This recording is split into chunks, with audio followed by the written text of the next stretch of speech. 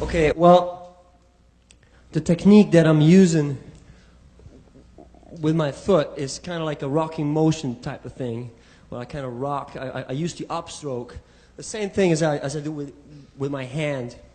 So once I got this thing going, here we go. Once I got this going, just kind of, okay.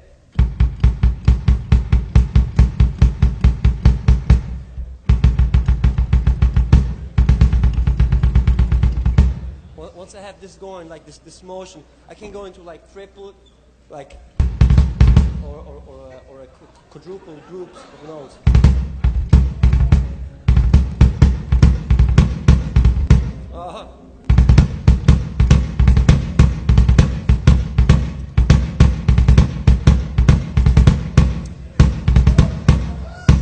Right, kind of. That was nothing. Anyway, so what I do once I get comfortable, I just recently started to use that technique. I use that technique and interweave it with like what I do with my hands. So I would go about it really slow and play the downbeat on the top, which is kind of like a challenge that brings that upbeat to a real weird place, kind of like the second and the third 16 notes, which is kind of unnatural, but it's really like a listening thing. And once you listen to it, you might be able to like accommodate that in your playing. So I did.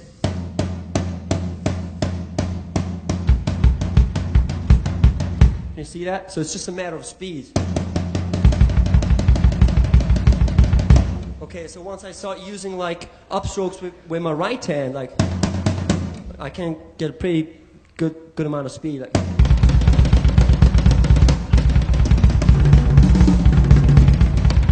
Right? So if you want to practice that, I suggest that you start practicing it with both hands, like this.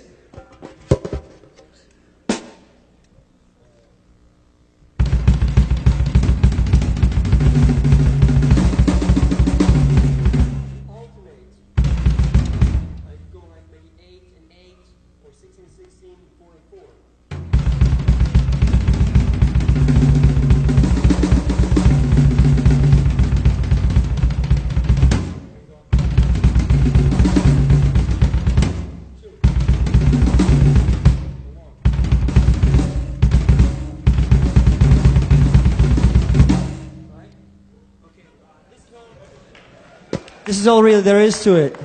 It's just get this, I mean, like the hard thing is not the technical movement. The hard thing is actually being able to hear the upstroke. That's what took me the most time. But just go with it slow, and at some point when you feel safe, start to incorporate the hi-hat with it, because then it's like a balance thing will like start to happen. It's hard to keep that like balanced. But yeah. Any more questions? Jojo? Yes. How did you get that left hand going by itself? The left hand? Yes. Same thing.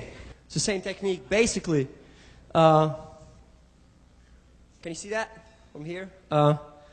Basically, the two methods that I do, unless, I mean, like the technique that I use mostly is like the molar stroke, which is like that. Probably most of you guys know that. Right? So the molar stroke, you know, you can do in groups of 4 and groups of 3, as I did with my bass drum.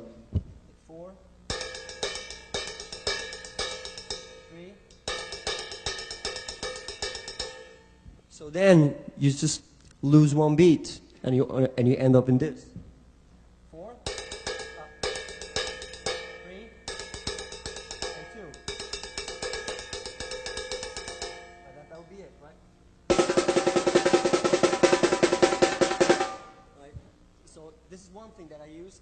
The other one is like was kind of one of Buddy Rich's secret weapon, which is not secret anymore, I guess, after tomorrow. Sorry. We still have to practice though. Which is it's kind of like the same technique. I use an upstroke with my fingers. The push, pull.